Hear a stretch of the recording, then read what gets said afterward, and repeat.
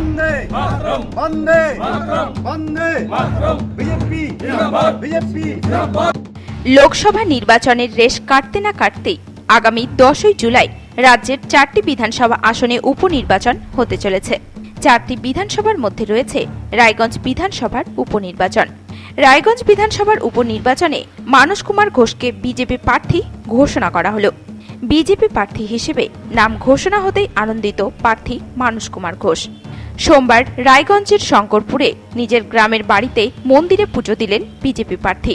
এ প্রসঙ্গে বিজেপি প্রার্থী মানস কুমার ঘোষ বলেন, জেলা সভাপতি বাসুদেব সরকার ও সাংসদ কার্তিক চন্দ্র পাল সহ দলীয় নেতৃত্বদের সাথে বৈঠকের পরেই তিনি ভোট প্রচারে নামবেন। লোকসভা নির্বাচনে যেভাবে রায়গঞ্জের মানুষ সাংসদকে আশীর্বাদ করেছেন তাতে তার জয় নিশ্চিত।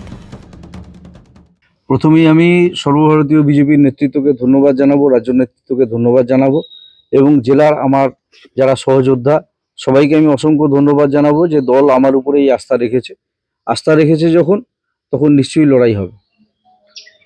এখানে কার্তিক পাল এখানকার এমপি হয়েছে, যে ভোটে রায়গঞ্জে মার্জিন আছে।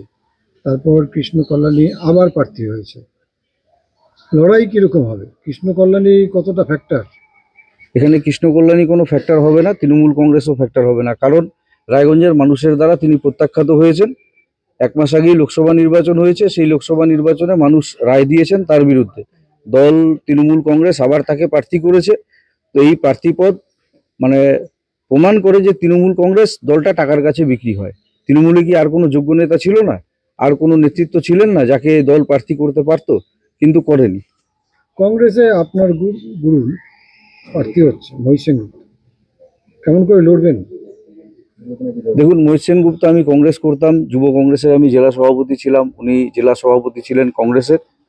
উনি নিশ্চয়ই গুরুজন প্রণম্য ব্যক্তি, ওনার প্রতি আমার ব্যক্তিগত জীবনে শ্রদ্ধা ছিল, আছে, থাকবে।